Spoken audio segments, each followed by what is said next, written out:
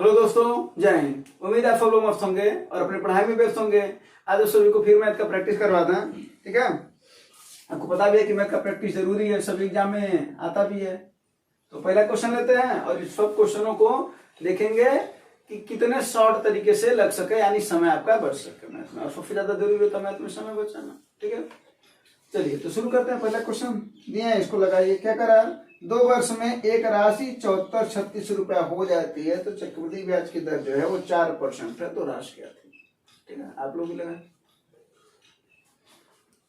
चक्रवृद्धि ब्याज का जो रेट है वो कितना परसेंट है, 4% है। कितनी बार के लिए, 2 बार के लिए। तो एक तो है फार्मूला से लगा जा सकता है, a बराबर p 1 प्लस r/100 है ना। a की वैल्यू दे रखा है, p ज्ञात करना, r की वैल्यू दे रखा है और n 2 बार है ना। एक तो ये तरीका हुआ और एक ये तरीका हुआ। 4% कितनी बार दिया जा रहा है, 2 बार दिया जा रहा है ना। तो फार्मूला क्या होता है, 4 प्लस 4 गुणे बटा 100 होता है 2 बार के लिए। तो बस 4 चौक के 16 कितना हो जाएगा, 8.16%। वही साधारण ब्याज होता तो 4 कितना होता परसेंट, दूसरा का 8% होता, बराबर होता। लेकिन वही चक्रवृद्धि ब्याज है तो 0.16% ज्यादा मिलता है, क्योंकि ब्याज पर भी ब्याज मिलता है। तो देखा जाए तो ब्याज इसका कितना है, 8.16%। मूलधन कितना होता है 100, तो हो कितना गया 108.16। और इसी की वैल्यू कितनी दे रखी है, 7436। कितना दे रखा है, तो पूछ रहा मूलधन बताओ, यानी 100 की वैल्यू बताओ। ये बात समझ में आ कि नहीं है भाई। 2 बार के लिए 8.16 हुआ, ये होगा चक्रवृद्धि ब्याज। मूलधन अपना 100 होता है तो मिश्रधन अपना कितना हो गया, मूलधन धन ब्याज, है ना। तो उसी की वैल्यू दे रखा है, रुपए में कितना, ये परसेंट और ये रुपया में है, तो दोनों बराबर होंगे। तो पूछ रहा 100 की वैल्यू बताओ, कितना हो जाएगा, 7436 गुणे 100 बट 108.16 को हटा दें तो ऊपर नीचे 100 का गुणा करना पड़ेगा, तो ऊपर 100 आ जाएगा, नीचे वाला 100 खत्म हो जाएगा, है ना। इसको काटना शुरू कर दो, है ना। किससे कटेगा, ये 4 से कट जाएगा ना, 4 से काटो। 4 दूना 4 सत्ते 4 चौके 16, 0 डाल देंगे ना। ये कटेगा, कितनी बार में कटेगा, इधर लिख देते हैं। 4 करना, फिर कितना बचा यहाँ पर 3, 4 8 2 बचा, फिर 4 8 32। अरे सॉरी, कितना बचा, 4 8 32, 2 बचा ना, तो 23 हुआ ना। 4 5 20, 3 बचा, 4 9 36, है ना। अब किससे कटेगा, ये गलत नहीं ना कर रहे हैं, नहीं, हाँ ठीक है। अब फिर से 4 से काट दें इसको, ये कटेगा ना 25 बार में, ये 25 बार में कटेगा। ये 4 छक्के 24, 3 बचा, 4 सत्ते 28, 2 बचा, 4 छक्के 24। फिर ये कितनी बार में कटेगा, 25, फिर 4 से कट जाएगा ना। 4 करना, कितना आया भैया, 2 27, 4 छक्के 3 बचा, 4 9 36। ये 13 से तब लगता है कटेगा ना। 13 13 यहाँ 169, और ये इसको काटो 13 करना, ये कितना आया। बाकी कैलकुलेशन है, ये कैलकुलेशन ही करना है ना। बस कैलकुलेशन इसका। अब देखो सवाल थोड़ा आसान करेगा तो कैलकुलेशन थोड़ा स्ट्रॉन्ग कर देगा, ठीक ना, थोड़ा मजबूत कर देगा। तो वही इसमें किया है ना। तो क्या हो जाएगा, 13 से काट 13 करना, 13 कितना बचा भैया 5, क्या हो जाएगा 13 चौको 52, कितना बचा 3, 13 3 39, फिर काट दो 13 करना 13 और 13 करना, क्या क्या बचा, 11 25 और 25, यानी गुणा किसका करना है, 25 25 है 625, तो 625 में किसका गुणा करना है, 11 का गुणा कर दो। 11 5 55, 11 दूना 22 5 27 और 66 है ना आंसर। देखो इसका इकाई अंक भी नहीं दे सकते थे, सबका इकाई अंक 5 आ रहा था, है ना। तो इसका आंसर है 68 75। ऑप्शन नंबर कौन सा भैया, 14, ठीक है।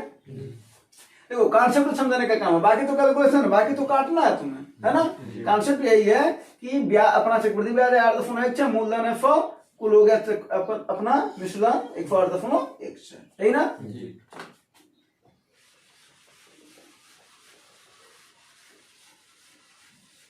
अगला लगाओ।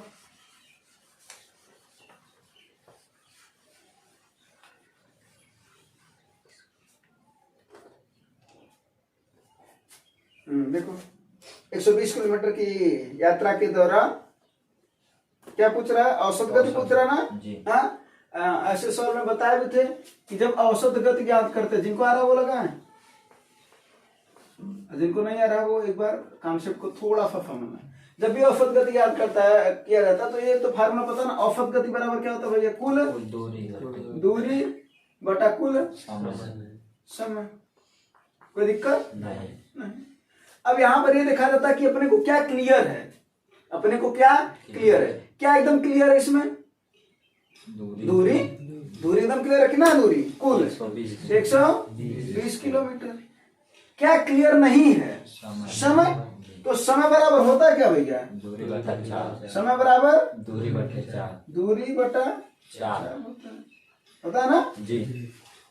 अब पहली बार, अब यहाँ पर देखो कितनी दूरी दे रखा है, पहला 60, दूसरा 30, फिर अगला फेफ जो है, यानी 3 तरीके का दूरी दे रखा है। तो पहला कितनी दूरी है 60, और उसको कितने चाल से जा रहा है 60 से, प्लस इतना समय होगा पहला समय जी, फिर दूसरा समय फिर कितना दूरी जा रहा है 30 किलोमीटर, कितने से 60 से, फिर अगला समय 30 से 30।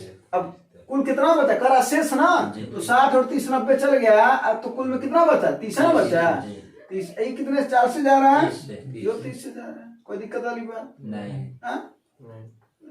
देखो 60 से 60 कट गया, 30 से 30 कट गया, 30 दूना 1 और 1 2 और 1 कितना है 1/2, यानी 2 1/2 यानी 5/2, यही ना है भाई, ये 2 प्लस 1/2 यही ना है, 2 दूना 4 5/2, 2 ऊपर चला जाएगा तो क्या हो जाएगा 120/5 गुणे 2, यही ना जी।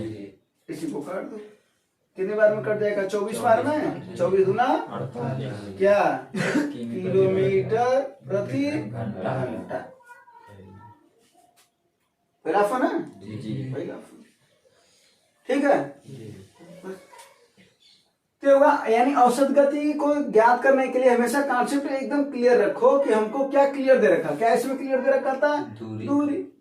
तो दूरी क्लियर दे रखा था, समय अपने को ज्ञात करना था, समय बराबर नहीं हमको समय डायरेक्ट दे रखा तो इनडायरेक्ट दे रखा होगा, तो समय बराबर होता दूरी बटा चाल, दूरी बटा चाल से हर जगह का निकाल लिए। कोई दिक्कत वाली बात नहीं है ना जी।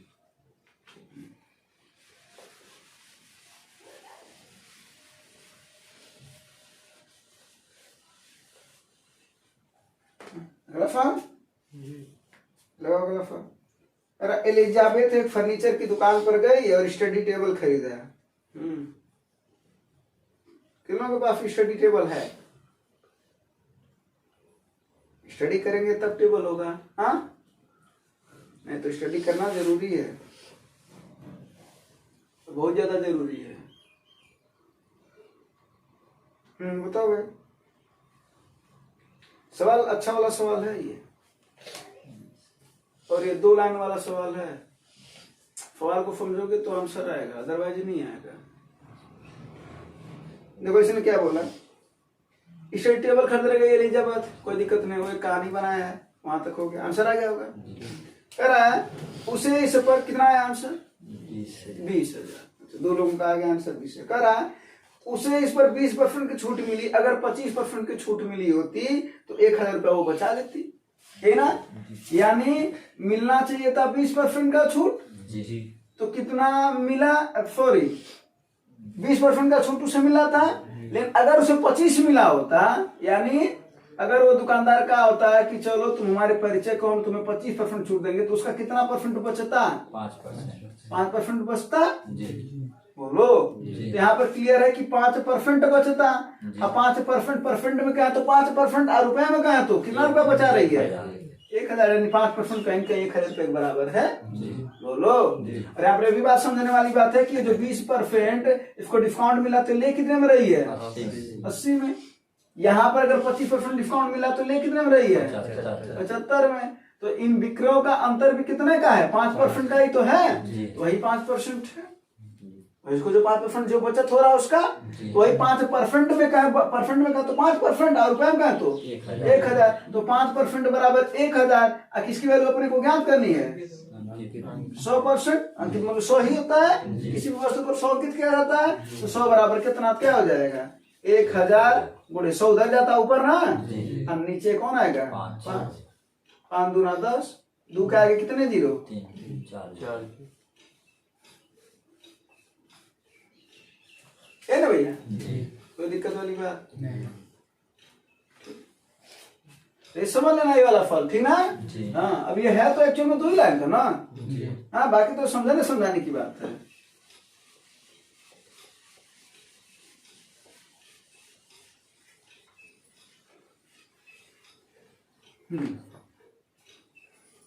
अगला फल लगो, अगला आ रहा है क्या दे रखा है यस माइनस 1 बटा यस माइनस 8 बराबर 20 है ना। तो ऐसे सवाल में देखा ये ध्यान दिया जाता है कि जो यहाँ पर वैल्यू है 8 है ना, तो इससे भी 8 को इधर कर दो, क्योंकि वही पूछ रहा है। देखो यस माइनस 8 का क्या पूछ रहा है होल क्यूब माइनस 1 बटा यस माइनस 8 का होल क्यूब, ये ना पूछ रहा है। तो इससे 8 को इधर भेज दो, तो इससे 8 को इधर भेजोगे तो क्या हो जाएगा यस माइनस 8 हो जाएगा भाई। इसको लिख सकते हैं ना हम 12 प्लस 8, तो 8 को इधर भेज देंगे तो माइनस हो जाएगा, यही ना कोई दिक्कत वाली बात नहीं। तो यस माइनस 8 बराबर 12, यहाँ तो कोई दिक्कत हो तो बताओ। हाँ अब हमको फार्मूला एक पता है a प्लस बी का होल क्यूब बराबर ए क्यूब माइनस है ना यहाँ पर, तो माइनस वाला फार्मूला लगाएंगे। ए माइनस बी का होल क्यूब बराबर A cube minus B cube minus 3ab कोष्टक में ए माइनस बी। बोलो ये अपने को फार्मूला पता है। हाँ कोई दिक्कत नहीं। तो जरा अगर ये अपने को पता है ए माइनस बी का होल क्यूब बराबर ये इतना होता है, तो उसी तरीके से इसको भी लिख दिया जाए तो ये क्या हो जाएगा भैया यस माइनस 8 का होल क्यूब, यही ना। ये ए माइनस बी है ना, तो होल क्यूब क्यों भैया यस माइनस 8 और माइनस 1 बटा यस माइनस 8 का होल क्यूब ना, फार्मूला यही ना बनेगा। ए की जगह पर एफ माइनस 8 और बी की जगह पर ये एफ माइनस 8 है, यही ना। फार्मूला क्या बनेगा यस माइनस 8 का माइनस 1 बटा यस माइनस 8 का माइनस 3 गुणे यस माइनस गुणे 1 बटा बी का वैल्यू 1 बटा है ना, और फिर इंटू यस माइनस 8 और माइनस 1 बटा यस माइनस 8। कोई दिक्कत वाली बात नहीं। चाहते तो हम यहीं से लगा लेते, लेकिन एक बार हम लिख दिए हैं ताकि थोड़ा सा सहूलियत हो जाए, बल्कि कंफ्यूज तो नहीं कर रहा ना ये नहीं। अब अगर इसका क्यूब है तो भैया इसकी वैल्यू है कितनी 12, तो 12 का क्यूब कितना हो जाएगा भैया याद कर लो 1728 होता है ना। हाँ 1728 इसी की वैल्यू अपने को पूछी जा रही है, बोलो हाँ या नहीं। तो माइनस वाले को इधर भेज दिया जाए, तो माइनस वाला इधर आएगा तो क्या हो जाएगा भैया प्लस 3 गुणे ये देखो यस माइनस 8 फिर एफ माइनस 8 कट जाएगा कि नहीं कट जाएगा, तो यस माइनस 8 माइनस 1 बटा एफ माइनस 8 इसी की वैल्यू कितना है 12, कितना हो जाएगा 12 ना। और उधर जो अपने को चाहिए वो आ जाएगा कि नहीं आ जाएगा बोलो। तो इसको हम लिख नहीं रहे हैं, बस ऐसे वाई लिख दे रहे हैं। बात वही हुआ ना भाई, इसी चीज को नाम लिख रहे हैं। तो 1728 प्लस 12 36 ऐड करके कितना आएगा बताओ 8 6 14 इकाई अरे फम में दिया है ना 8 6 14 और 7 2 3 2 5 1 6 17 64 ये आंसर होगा। कौन सा दूसरा। बस समझ आया कि नहीं आया। अब यही चीजें देखो अगर कॉन्सेप्ट समझ में आ रहा है क्लियर रहे तो हमको को सीधा सीधा पता है, ये फार्मूला पता है अपने को इसी की वैल्यू ज्ञात करनी थी। हाँ तो करना क्या यहाँ पर पता, जब ये उल्टा होते हैं दूसरे के तो ए और बी की कोई मतलब ही नहीं होता है। तो सीधा सा बात क्या करेंगे हम, इसका क्यूब कर दिए होते तो 12 का क्यूब कितना हो जाता है, यानी 12 का क्यूब करना था और ये माइनस वाला इधर आएगा तो क्या हो जाएगा प्लस हो जाएगा। और 3 गुणे कितना करना था ए माइनस बी यानी 12 करना था। ये देखो एक लाइन का आंसर है लेकिन कब, जब ये पूरे कॉन्सेप्ट समझ में आ रहा है तो, ऐसे नहीं कि डायरेक्ट में हम आए और ऐसे ऐसे करके जल्दी जल्दी बता दिए और लग रहा है कि तुरंत आंसर आ जाएगा, ऐसे नहीं आएगा आंसर। एक आंसर आ जाएगा, दो आंसर आ जाएगा, कुछ और कंफ्यूज कर देगा ना तो तुम्हें कंफ्यूज हो जाओगे। लेकिन कॉन्सेप्ट अगर क्लियर रहेगा तो कितना कंफ्यूज कर देगा। हाँ, और एग्जामिनर पेपर कंफ्यूज करने के लिए थोड़ी ना बनाते हैं भाई। एग्जामिनर भी चाहता है कि जो हम क्वेश्चन दें वो लड़के क्वेश्चन सॉल्व कर सके, लेकिन कौन, जो कुछ लेवल का मेहनत करा हो वो, सब कोई नहीं। अब परीक्षा में 2 दूना नहीं पूछने लगेगा कि बताओ 2 दूना कितना होगा। अगर इस तरीके से पूछने लगेगा तब तो सभी नौकरी पाने लगेंगे। तो ऐसा तो नहीं है ना, इसी को तो कहा जाता है कंपटीशन।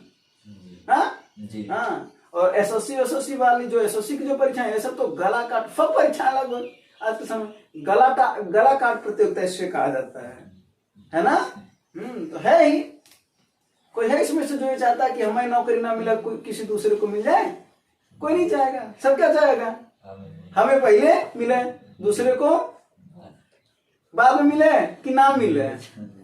अगर बगल का है तो ना मिले, और दोस्त है तो मिले लेकिन हमसे बाद में मिले। तो ये सबका कंडीशन होता है। ये बात है समझ में, कोई दिक्कत वाली बात? तो इसी वजह से कहते हैं कॉन्सेप्ट सीखो, और जब कॉन्सेप्ट सीख लोगे तो वो सवाल तुम भी ऐसे ही लगाओगे, है ना। अगर इसी के नंबर अगर प्लस दिया रहता तो क्या होता? अगर मान लो ये एस माइनस ये वाला तो माइनस ही ना आता, तो हम प्लस वाला फॉर्मूला लगाते, तब होता है ए प्लस बी का होल की बराबर क्या होता है, ए क्यूब धन B cube plus 3ab question A plus B. तब वही चीज क्या हो जाता, इसका क्यूब होता, और यही चीज बस प्लस के ऊपर क्या आ जाता है, माइनस आता। देखो एक दूसरा तैयार हो गया, है ना। यानी इसी माइनस की जगह पर अगर प्लस दे दे, और इसी वाले जो क्वेश्चन पूछ रहा है, क्वेश्चन यही पूछ रहा था ना, इसकी वैल्यू यहाँ पर माइनस में प्लस दे दे, तो तुम्हारा सवाल चेंज हो जाएगा। कॉन्सेप्ट पता रहेगा तभी तो लगा पाओगे ना। इसमें तो कितने सवाल हैं, 2 सवाल है ना।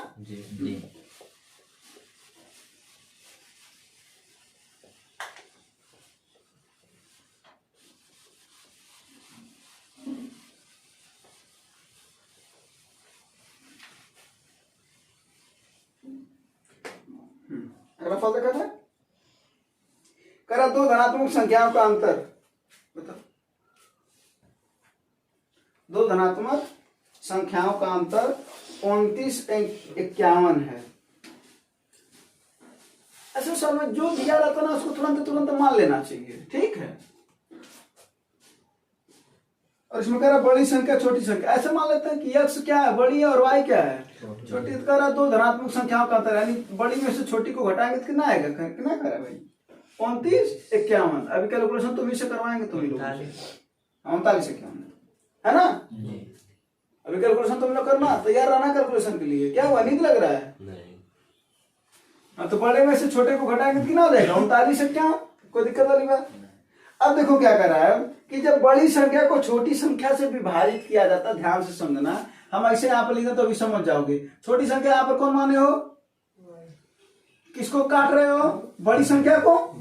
देखो इधर देखो, बड़ी संख्या को हम काट रहे हैं y से, तो क्या कर रहा है, भागफल कितना चाहिए, 12। भागफल ये होता ना, और शेषफल कितना चाहिए, 13।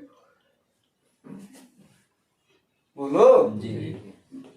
इसका तो ये मतलब तो क्लियर है कि y की वैल्यू 13 से ज्यादा होगी। क्यों, कोई बात समझ में है, पर ये बताओ, अगर y की वैल्यू 13 से कम होगी तो 13 से कभी बच ही नहीं सकता है ना। ये तो क्लियर है, चलो ठीक है, उसका कोई बात नहीं। लेकिन ये बात समझ में है कि नहीं है? अब यहाँ पर क्या तुम करते हो, इन दोनों का गुणा करते हो कि नहीं करते हो, अब फिर इसको जोड़ते हो ना। अरे भाई देखो जरा सा, छोटा सवाल दे देते, 2 दूना शेष कितना है, तो क्या करते हो, 5 कैसी आता है, 2 का 2 में गुणा करते हो 2 दूना, और 1 को क्या करते हो, तभी ना 5 आता है। यानी फार्मूला क्या होता है, इसे क्या बोलते हैं, भाज्य, इसे क्या बोलते हैं, भागफल, इसे क्या बोलते हैं, भाजक, और ये शेषफल, ये ना।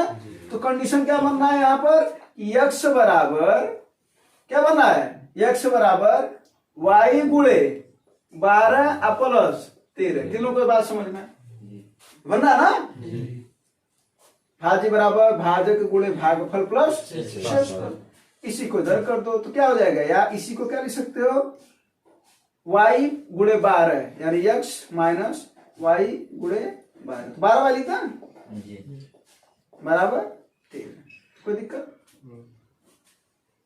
हाँ, अब दो समीकरण है, दो मान निकालना है। कौन सा पूछ रहा है? बड़ी संख्या के अंकों का योग बताओ। तो जब बड़ी संख्या के अंकों का योग पूछ रहा है तो हम छोटी को गायब कर देते हैं। बोलो, छोटी को क्या कर दिया जाए? गायब कर दिया जाए। तो छोटी को गायब करने के लिए क्या कर दोगे भैया, बताओ? छोटी को गायब करने के लिए क्या कर दोगे? 12 का गुणा कर दिया जाए, 12 का गुणा कर दो, इधर भी तो इधर भी 12 का गुणा हो जाएगा, हो जाएगा ना? तो इधर भी 12 का गुणा करना पड़ेगा। बोलो, हाँ जी। अब क्यों ऐसा किया? देखो यहाँ 12 वाई आ गया, ये भी 12 वाई आ गया, क्या कर दो? घटा दो, ये माइनस से चिन्ह बदल जाएगा। तो ये इससे ये वाला क्या हो जाएगा? कट जाएगा। तो 12x में से एक x जाए 11x। इधर देखो 12 का पहले गुणा कर लो, बताओ गुणा करने पर कितना है? 12 करना, बताओ 12 25 60 और कितना है? 61, 6 है ना? 12 9 108, 6 14, ठीक ना? 11 है, 12 3 36 और 11 47। हाँ, इसमें से 13 माइनस कर दोगे, बोलो जी। तो 13 जब माइनस करोगे तो कितना? 12 तो पहले ही माइनस हो जाएगा, एक और माइनस होगा तो 399 हो जाएगा ना, यानी 47 399। अभी 11 से कटेगा ना, तो 11 से काटो इसको, 11 चौके कितना बचा भैया? 3, 11 3 33, 0 उतरेगा ना, 11 9, यानी वो बड़ी संख्या आई कौन सी? 43 0 9। लेकिन ये नहीं पूछ रहा हो, क्या पूछ रहा है? इसके अंकों का योग बताओ। तो इसके अंकों का योग बता दो तो क्या हो जाएगा? 4 3 7 9 7 9 14। हाँ, ऐसे मैथ बनाए रहो, ठीक है? तो 7 9 16, ठीक है? तो क्या होगा इसका आंसर? ठीक ना जी। अगर कहा है बड़ी संख्या के अंकों का योग क्या होगा, अगर एक क्वेश्चन कर दिया होता कि बड़ी संख्या का अंकीय योग क्या होगा, देखो अंकीय योग को बोलते हैं डिजिट सम, ठीक है ना? और डिजिट सम का मतलब क्या होता है? इसका भी कितना हो जाएगा? 7, तब आंसर 7 हो जाता है। अगर डिजिट सम पूछता है इसका तो आंसर कितना हो जाता है? 7 हो जाता है। लेकिन क्या बोला है? कुछ नहीं, बड़ी संख्या के अंकों का योग हमको बता दो, बस बात खत्म। लेकिन अगर कहा जाता बड़ी संख्या का अंकों के अंकीय योग बताओ, अंकों का अंकीय योग बताओ, तब तो 16 है, और 16 का भी अंकीय क्या ना होता है? 7। अंकीय योग हमेशा एक अंक में आता है, ये जान लेना, ठीक है ना? तो सवाल ये भी पूछ सकता था। तो बड़ी संख्या अपने को पता चल गया, छोटी संख्या याद करना तो दिक्कत है क्या भैया? या इसकी वैल्यू यहाँ पर रख दो, है ना? रख करके y की वैल्यू सॉल्व कर लो, y का वैल्यू आंसर बता देना कमेंट में, ठीक है ना? तुम लोग यहीं पर सामने बता देना, कोई दिक्कत वाली बात इसमें? हाँ, इसमें वो फिर छोटा सा कॉन्सेप्ट लगा वही, भाज्य बराबर भाजक गुणे भागफल प्लस शेष, है ना? बोलो जी।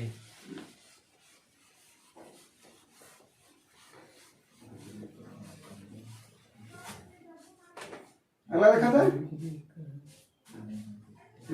देखो ग्राफ वाला क्वेश्चन है। ग्राफ वाले क्वेश्चन में देखो केंद्रीय कोण पूछ रहा ना, तब तक आंसर बता, तब तो कोई बता देते। एक चीज जान लेना है, 100% की वैल्यू कितनी होती है? देखो, एक तो होता है 10%। जब केंद्रीय कोण दे रखा होता है तो एक वृत्त में टोटल अगर परसेंटेज की बात करेंगे तो क्या कहोगे? 100%। और टोटल कितना होता है? 100%। हर एक चीज अपने आप में परसेंट में 100 होता है, भाग में 1 होता है, और कोण में 360। वृत्त केंद्रीय कोण 360 होता है वृत्त के अंदर, चतुर्भुज के भी अंदर, है ना? तो 100% की वैल्यू कितनी हुई? 360। यहाँ से चाहे तो हम 1% की भी वैल्यू ज्ञात कर सकते हैं, कितना हो जाएगा? 360 बटा 100, 0 0 कट जाएगा, 2 18 36 और 2 25 10, यानी कितना है भैया? 18 बटा 5। 1% की वैल्यू है, यही ना? हाँ।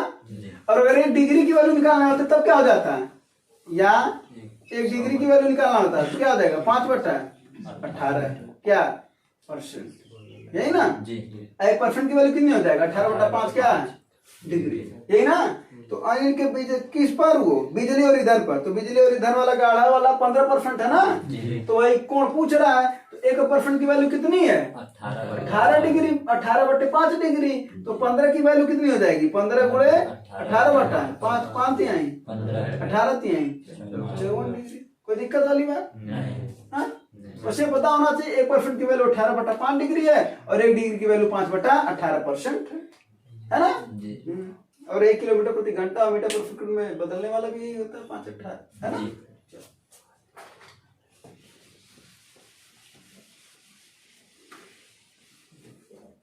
स्पीड फ्लो तो नहीं लग रही है हाँ? चलो फास्ट फॉरवर्ड हो जाते हैं थोड़ा सा। करा रीना बीना बिमला ये है ना। कौन कौन है? रीना बीना और कौन है? बिमला। अल्लाह क्या हो जाएगा? चलो इसको हिंदी में लिख दो है ना। रीना बीना बिमला। रीना कितना? 4। ये कितने देर में कर रही है? इसका आंसर आ गया होगा है ना। 4 8 12 में कर रहे हैं। पूरा काम निकाल लेते हैं यही ना। तो पूरा काम निकालते हैं एलसीएम मेथड से। तो 4 और 8 और 12 के एलसीएम मेथड से कितना आएगा? 24 यही ना।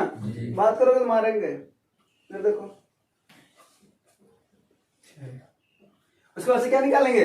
क्षमता। क्या निकालेंगे? क्षमता। 24/4 इसको तो क्या हो जाएगा? 6। 24/8 कितना हो जाएगा? 24/12 इसको 2। इनकी क्षमताएं निकल गई रीना बीना और बिमला की यही ना। हाँ ये बिमला लिखा बिमला समझे ना। हाँ बोलो जी बाकी। हाँ तो कुल क्या है? अब क्या पूछ रहा है? तीनों लोग कितने दिन में काम करेंगे ना। तो तीनों का कुल काम कितना भैया? 24 बटे है कितना इनका क्षमता? 6 3 9 2 11। तीनों की क्षमता मिलकर के कितना है? 11। अब इसी को काट दो क्या आ जाएगा? 11 दूना 22 2 बच जाएगा ना बटा 11। 2 से 2 बटा 11। तो दिक्कत वाली बात नहीं। क्या हुआ? बीमल फोन करके खुश हो गए? अच्छा चलो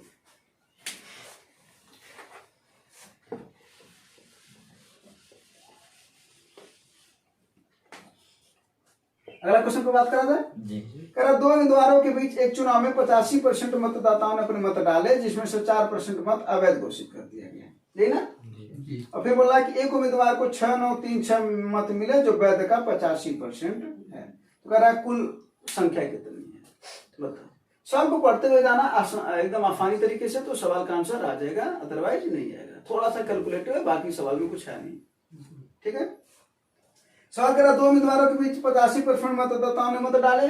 कुल कितना परसेंट डाल रहे हैं? 85%। इसमें से 4% क्या हुआ? अवैध होगा। तो 4 अगर अवैध हुआ तो बचा कितना भैया अपने पास? 96 बचा है ना। अब ये क्या है? ये वैध वोट है। कौन सा वोट है? ये वैध वोट है। अब कह रहा है कि उम्मीदवार को 69 36 मिले ठीक है जो वैध का 85 था। वैध का कितना परसेंट? तो वैध का 85% ही किसके बराबर है? 6 9 3 6 के बराबर है ना। तो पूछ रहा है कुल वोट बताओ यानी कुल वोट कितने हैं अपने पास? 100 की वैल्यू पूछ रहा है यानी इतना। ये समझ आया कि नहीं आया भाई? 85% वोट पड़ा 4 अवैध हुआ 96 बचा। फिर जो बचा हुआ उसका 85% जीतने वाला पाया। तो पूछ रहा कुल वोट बताओ। कोई दिक्कत वाली बात? 3 से 3 गुणा कर दो क्या हो जाएगा? 6 9 3 6 आगुड़े 100 ना। अब बटे ये सब बटे में आएंगे ना। बटे में कौन आएगा? 85 गुड़े 96 गुड़े 85 और ये बटा ये क्या है?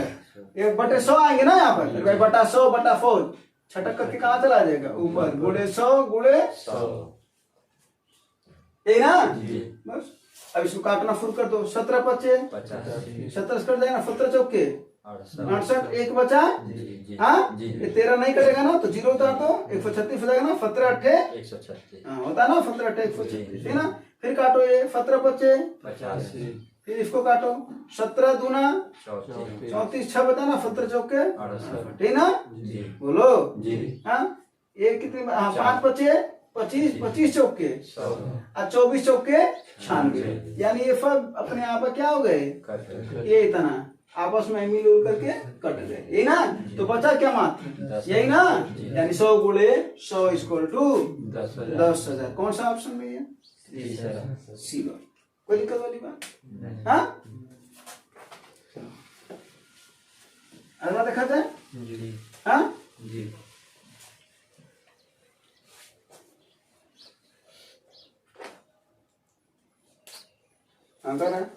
एक ट्रेन समान दिशा में 4 किलोमीटर प्रति घंटा की गति से और 6 किलोमीटर प्रति घंटा की गति से जा रही है। नहीं वो नहीं जा रही है, दो व्यक्ति जा रहे हैं ना, और उन्हें क्रमशः 12 सेकंड और 14 सेकंड में पार करती है। ट्रेन की गति बताओ। बताए थे कि जब ट्रेन किसे पार कर रही होती है, व्यक्ति को, यही ना, हाँ, तो समय क्या होता है, चाल बराबर दूरी बटा समय, बताए थे ना। और जो दूरी होता है वो ट्रेन की लंबाई होता है, क्योंकि अपनी लंबाई को पार कर रही होती है मात्र। हाँ बोलो, अरे भाई ये ट्रेन है, और अगर यहाँ पर एक व्यक्ति खड़ा है तो जब इसको पार करेगा ट्रेन, तो मात्र अपनी लंबाई को ना पार किया, ना दूरी तय किया। हाँ, अब तो ये हो गया चाल बराबर ट्रेन की लंबाई बटा समय। लेकिन यहाँ पर एक और बात है, एक और बात है। क्या बात है कि जो अब इस समय व्यक्ति क्या कर रहा है, अगर व्यक्ति रुका हुआ होता तब तो इसी पर लगा देते चाल बराबर ट्रेन की लंबाई बटा समय। लेकिन व्यक्ति भी क्या हो रहा है, चल रहा है। अब व्यक्ति दो तरीके से चल सकता है, एक समान दिशा में और एक, अरे भाई, एक ट्रेन के साथ उसके बगल में पटरी पर चला देना, पटरी पर ट्रेन को, और उसके ऊपर, है ना, हाँ, व्यक्ति को चलाने के बाद फिर ना चला देना। तो क्या करना है, दो तरीके का चलेगा, एक क्या विपरीत और एक क्या समान, चलेगा ना। बोलो, जब विपरीत चलते हैं तो क्या होता है, चाल को, अगर विपरीत चलेंगे तो समय कम लगेगा मिलने में, तो समय कम लगेगा तो चाल क्या हो जाता है, ज्यादा। भाई समय कम तो चाल ज्यादा। यानी जब विपरीत में चलते हैं तो क्या होता है, उनकी चाल को जोड़ दिया जाता है। यानी अगर ट्रेन की चाल x है और व्यक्ति की चाल y है, तो क्या हो जाता है, ट्रेन की लंबाई बटा समय, ये ना होगा। और जब वही समान दिशा में चलता है तब क्या होता है, तो ट्रेन की लंबाई में से व्यक्ति की लंबाई को क्या करते हैं, सॉरी लंबाई में कर रहे हैं, चाल में, ट्रेन की चाल में से व्यक्ति की चाल को क्या करते हैं, घटा देते हैं, और क्या हो जाता है इधर, ट्रेन की लंबाई बटा समय। ये कॉन्सेप्ट समझ में आएगी नहीं पहले को तो।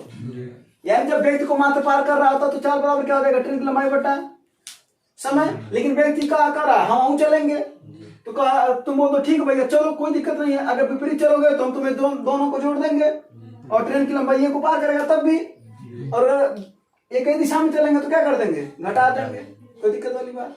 अब इस सवाल में कौन से वाले कॉन्सेप्ट पर लग रहा है, कौन सा, पहले पर, दूसरे पर, तीसरे पर, देखो क्या बोला है, तीसरे पर ना बोला भैया, एक समान दिशा में जा रहे हैं तो क्या हो जाएगा, ट्रेन की चाल अपने को पता तो नहीं है ना, वही ट्रेन पार करो तो क्या हो जाएगा, x माइनस पहला वाला कितना है 4, यही ना। समय को इधर कर दो तो गुणे क्या हो जाएगा, समय कितना है पहले 12 सेकंड, तो 12 सेकंड कर सकते हो तो 12 बटा, बोलो 12 बटा 3600 घंटा मान लेगा ना भाई, किलोमीटर प्रति घंटा में चल रहा है ना, तो 12 बटा 3600 कर दो तो किलोमीटर प्रति घंटा मान जाएगा। ये क्या आया, दूरी, और वही दूरी कौन है, ट्रेन की लंबाई, और यही ट्रेन की लंबाई वहां पर भी तो बराबर है। यानी अब दूसरी बार जब चलेगा तो x माइनस, अब कितनी चाल है व्यक्ति की 6, कितने समझ आ रहा है बटा 3600, बोलो कोई दिक्कत वाली बात। और वो भी ट्रेन की लंबाई तो दोनों बराबर होंगे, इस कॉन्सेप्ट को समझ में आया कि नहीं आया। यानी जब एक ट्रेन दो व्यक्तियों को पार कर रही होती क्रमशः कुछ सेकंड में, तो उस समय दूरी बराबर होता है, यानी ट्रेन की लंबाई क्या होती है, बराबर होती है। जब ट्रेन की लंबाई बराबर हो जाएगा तो चाल गुणे समय, चाल गुणे समय, चाल गुणे समय बराबर होता है। ये वाला दिक्कत कोई तो नहीं है ना, नहीं। इसको और छोटे में सोच सकते थे कि जब ये दोनों बराबर होंगे तो 3600 से 3600 कट जाता, तो तुम नहीं भी लिखते तो भी तुम्हारा आंसर आता जी। तो वो ट्रिक बना दिया जाता ना, लेकिन क्यों मानता है, वही बेसिक से समझोगे तो पता चलेगा जी। कोई दिक्कत वाली बात है? अबे देखो 2 छक्के 2 सत्ते 14, यही ना, तो 6 का इसमें गुणा कर दो तो कितना हो जाएगा, 6x माइनस 6 चौके बराबर 7x माइनस 5 छक्के, ये इधर जाएगा 42, इधर आएगा तो क्या हो जाएगा 42 माइनस 24 बराबर 7x माइनस 6x, अर्थात x ना भाई, 7 में 6 जाए x ना, तो 24 में से 42 में से 24 जाए 18, यानी x की वैल्यू कितनी आ गई, किलोमीटर प्रति घंटा। क्या पूछ रहा था, ये पूछ रहा था, हाँ कोई दिक्कत वाली बात है क्या, हाँ अगर इसी सवाल को अगर हमें बहुत जल्दी में लगाना है कि जब एक ट्रेन दो चलने वाले व्यक्तियों को पार करे, जिनमें चाल दे रखा है, यानी व्यक्ति की चाल दे रखा था ना जी, कितना 4 और 6 और उनका समय क्रमशः दे रखा है कितना 12 और 14 दे रखा ना जी। तो अगर ऐसा कभी भी सवाल दे तो तुम्हें करना क्या, पहले इनका अनुपात ज्ञात करो, यानी 2 छक्के 2 सत्ते, इनका अंतर ले लो, अंतर को लिख दो नीचे, कोई दिक्कत वाली बात नहीं। कब लगाओगे, लेकिन जब ट्रेन दो चलने वाली व्यक्तियों को क्रमशः इतना और इतना समय में पार करे। तो सबसे पहले क्या करोगे, समय का अनुपात ले लिया, उनका अंतर कहाँ लिखोगे, 6 और 7 का अंतर कितना है, नीचे है, कोई दिक्कत वाली बात नहीं। फिर इनका डायरेक्ट गुणा कर लो, 6 चौके और 7 छक्के, तो 42 में से 24 को क्या कर दो, मानक होता है, बड़े में छोटे को घटाना है, ले दे करके बात ये है, ठीक ना। तो 7 छक्के 6 चौके 42 में 24 जाए 18, ये तुम्हारा आंसर हो जाएगा 18 किलोमीटर प्रति घंटा, ठीक है जी। हाँ लेकिन अगर यहीं पर ट्रेन की लंबाई पूछ दिया होता तब क्या करते, तो कोई दिक्कत नहीं। एक बात बताओ, ये है क्या, ये ट्रेन की लंबाई तो है जी, ट्रेन की लंबाई तो ना, तो 18 में से 4 जा 14 गुणे 12/36 आंसर आ जाता, जब भी आता, यही ना।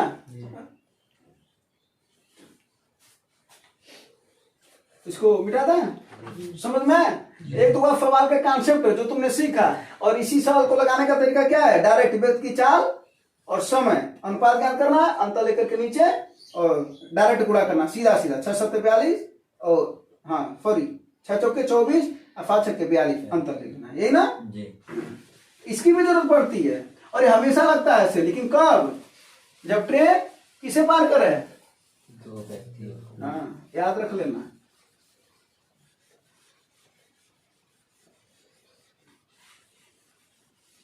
अगला फल पे चला जाए, अर्धगोले का कुल पृष्ठीय क्षेत्रफल 462 वर्ग सेंटीमीटर है, अर्धगोले का व्यास बताओ।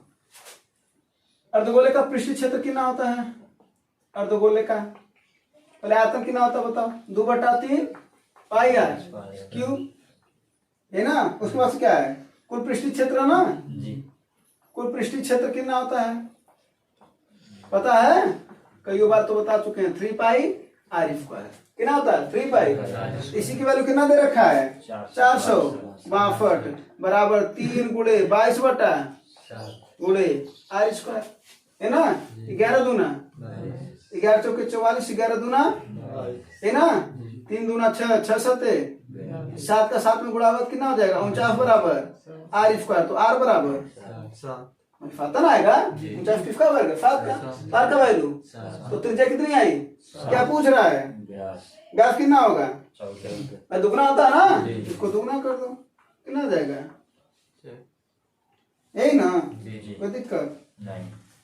फार्मूला कर लेना, अर्धगोले का आयतन होता 2/3 पाई आर क्यूब और कुल पृष्ठीय क्षेत्र होता 3 पाई आर स्क्वायर। अगर वही गोले का पूछा था क्या होता 4/3 पाई आर क्यूब, और तब उसका पृष्ठीय क्षेत्र कितना होता 4 पाई आर, इसको लिख देना, ठीक है। उसको कितना होता है 4 पाई, और अर्धगोले का 3 पाई, और पूरा गोले का 4 पाई, ठीक है।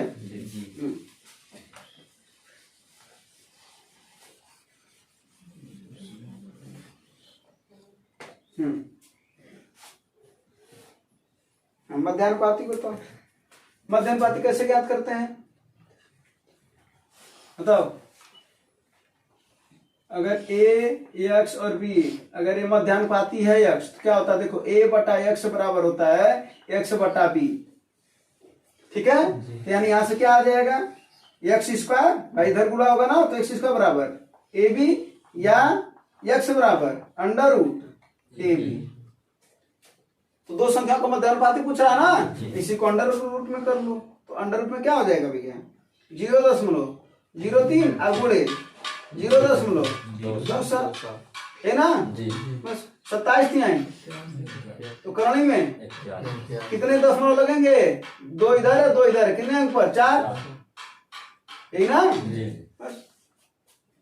अब कितने का गुणा कर दोगे 10,000 का, दशमलव हटाने में कितने का गुणा करोगे, ऊपर 10 घाते 4 का गुणा कर दोगे, नीचे भी 10 घाते 4, ये 10 घाते 4 खत्म हो जाएगा दशमलव हटाने में, तो ऊपर क्या आ जाएगा करने में 81 अब बटा 10 घाते 4, और करने से जब बाहर निकालोगे तो कितना आएगा? 81 बाहर निकालोगे तो 9, और 10 घाते 4 से बाहर निकालोगे तो 100। 9 बटा 4 कितना होता है? 0.0। कैलकुलेशन है, कॉन्सेप्ट समझो, है ना जी। हाँ, अगर तो कैलकुलेशन है। चलो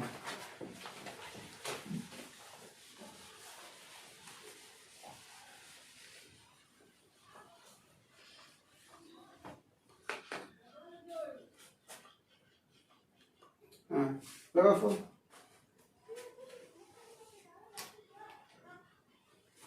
करा स्वास्तिक ने 75,000 रुपए में लैपटॉप खरीदा, अंजू को 10% हानि पर बेच दिया। कितने का लैपटॉप है? आंसर आ 75,000 का लैपटॉप है, 10% हानि पर बेचेंगे तो कितना मिलेगा इसे? 90%। फिर उसके बाद से क्या करा? फिर वो अंजू जब लैपटॉप आए तो दूसरे को 20% लाभ पर बेच दी, है ना? होशियार निकली है। कितना परसेंट लाभ पर बेच दी? तो 120 ना हो जाएगा। तो कह रहा है बताओ कितने रुपए पर बेचा होगा? काटना तो है बस, यही ना? 00 से 00 कट जाएगा, यही ना? हाँ, और 1 0 से 0 काट दो, सब तो कट तो जा रहा है, ये ना? क्या करना? 75 गुणे 9 गुणे 120, ये ना जी। कितना हो जाएगा? 75 9 करोगे डायरेक्ट, 75 9 अगर करोगे तो कितना आ जाएगा? 675। 75 दाएं 750, 75 कम कर दो, कितना आ जाएगा? 625। अरे 675 गुणे 120, बस अब इसी का गुणा कर दो, कितना आएगा? 0 इकाई हो जाएगा। 12 5 60 0 6 आया, 12 7 84 6 90 0 है 9 आया, 12 छक्के 12 छक्के 12 छक्के 72 9 81, ये है ना जी जी 81,000। गुणा तैयार कर लो, पहाड़ा तैयार कर लो, 20 तक पहाड़ा याद कर लो, और नहीं कहीं समझ में आ रहा है तो कहीं कोचिंग कर लो जहाँ पर 3 4 5 के बच्चों को पढ़ाया जाता है, ठीक है? हाँ, लेकिन पहाड़ा तैयार करना जरूरी है। चलो मिटा दें इसे। हाँ जी।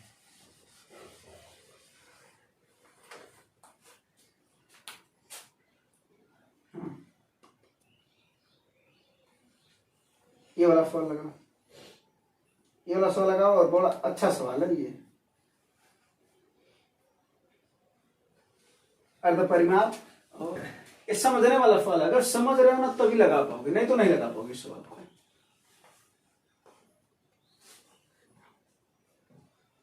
अर्ध परिमाप और त्रिभुज पी क्यू आर की भुजाओं के अंतर का जो है क्रमशः 18 17 और 25 से। कैलकुलेशन कर लेना, कॉन्सेप्ट समझा रहे हैं। देखो इधर किसी भी त्रिभुज का जो अर्ध परिमाप होता है वो क्या होता है? यस। इसका फार्मूला क्या होता है? एफ बराबर A plus B plus C by 2।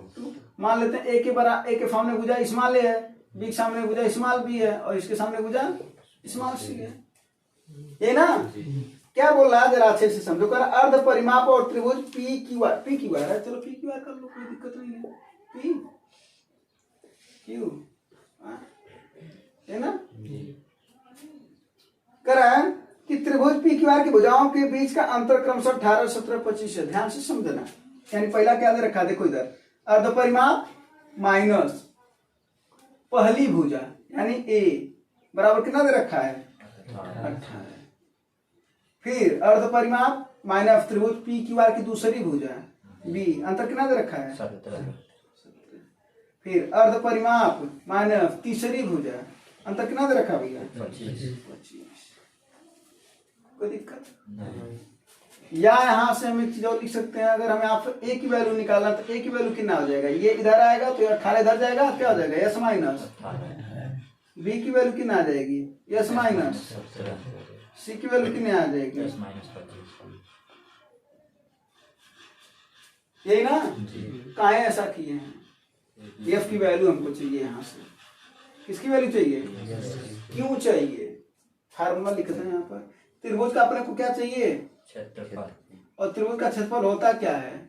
Yes minus A, yes minus B और यस माइनस सी। फार्मूला होता है। यस माइनस ए देखो डायरेक्ट पता है अपने को, यस माइनस बी भी पता है, यस माइनस सी भी पता है, लेकिन क्या नहीं पता है? तो एफ के लिए कुछ तो तामा झामा करना पड़ेगा, हाँ, तो वही तामा झामा किया जा रहा है। तो यहाँ पर क्या कर देंगे, एस बराबर तीनों को जोड़ करके बटे 2 कर दोगे तो तीनों का योग बटा 2 है ना, तो इन सभी को जोड़ दो। कहाँ जोड़े, ये तो आ जाएगा ना। अब हमको केवल एस की वैल्यू चाहिए, यही ना, यहाँ पर एफ की वैल्यू अभी आएगी तो रख देंगे। एस माइनस ए की वैल्यू कितनी है 18 गुणे एस माइनस बी की वैल्यू कितनी है 17 गुणे एस माइनस सी की वैल्यू कितनी है 25। 25। अब हमको एस की वैल्यू चाहिए और यहाँ पर रख लेते हैं, जरा सा देख लो।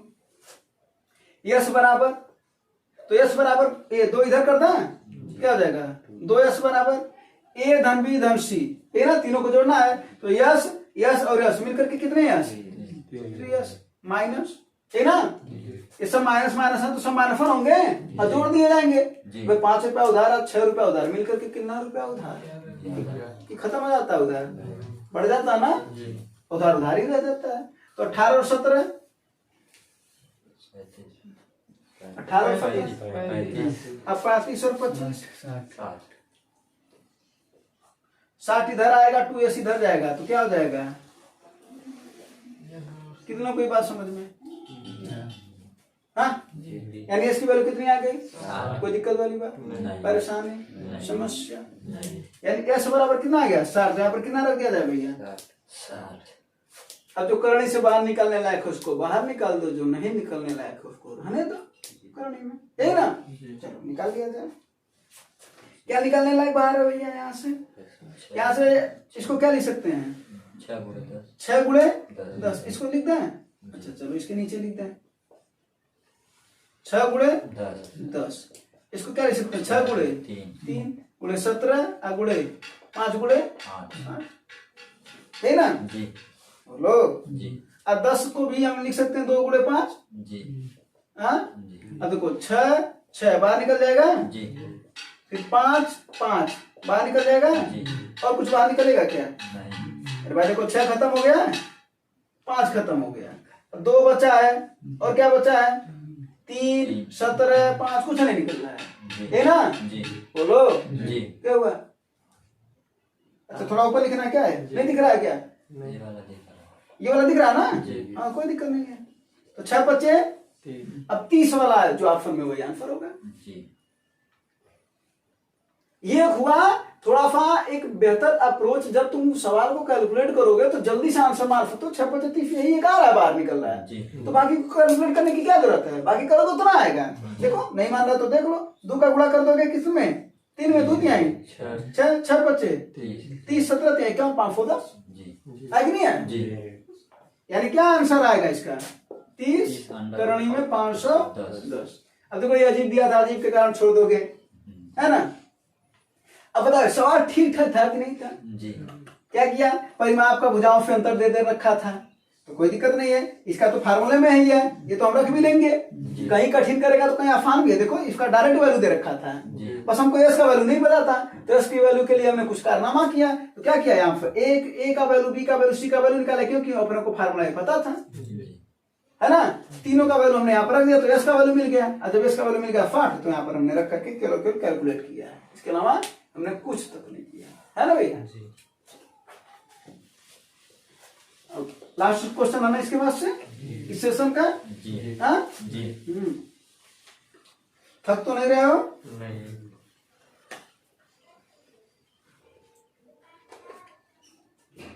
अगला क्वेश्चन, एक कोचिंग सेंटर के 45 छात्रों की कक्षा का अंग्रेजी में जो औसत स्कोर है वो कितना है, 52 है। कितना है, ऐसे सवाल में देखो क्या करते हैं, आंसर बताओ पहले, और हम तुम्हें बताएं कि थोड़ा देखने का अप्रोच कैसे सवाल को लगा सकते हो। 45 छात्र हैं, इनका औसत है 52।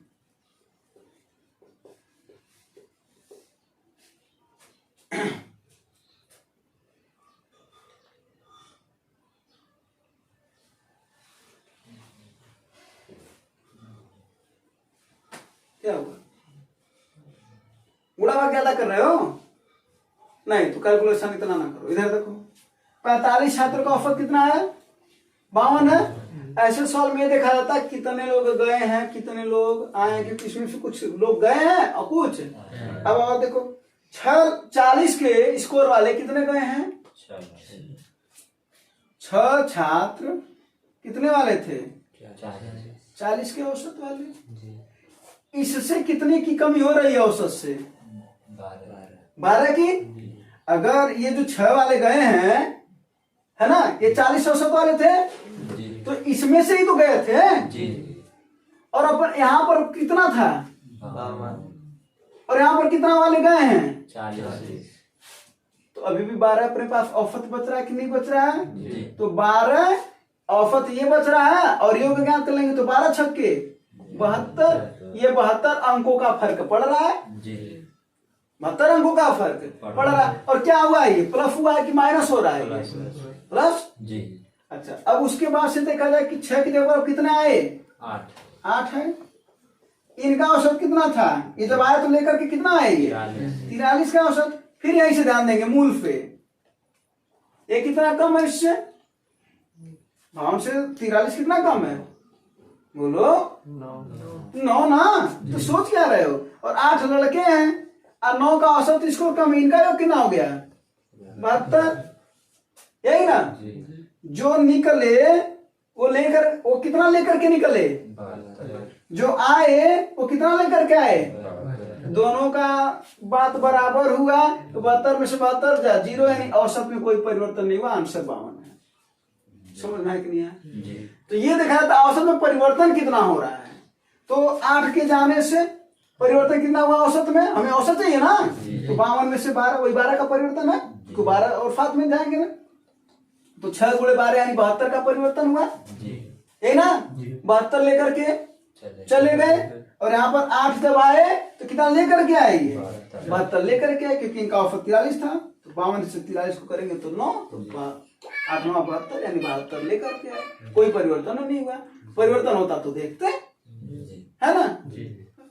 अगर परिवर्तन होता, मान लेते हैं कि कितना 5 का परिवर्तन होता है, मान लो, ठीक है। तो देखा जाता कुल कितने में परिवर्तन हो रहा। तो जरा देखो, पहले कितने थे? 6 चले गए, कितने बचे? कितने बचे? 8 आ गए, कितने हो गए? हाँ, कितना होता? 5/47। 5/। अब ये देखा जाता ये वृद्धि हुआ कि कमी हुआ। अगर वृद्धि होता तो औसत में क्या करते? जोड़ देते। और कमी होता तो औसत में से ये हम नेक्स्ट सवाल की बात करें। अगर ये ऐसा होता तो, अगर ऐसा होता तो ऐसे लगाते। इंग्लिश में परिवर्तन नहीं हुआ। कोई दिक्कत वाली बात? समझ में? हाँ, कोई प्रॉब्लम, समस्या, परेशानी, दिक्कत? धन्यवाद। जय हिंद।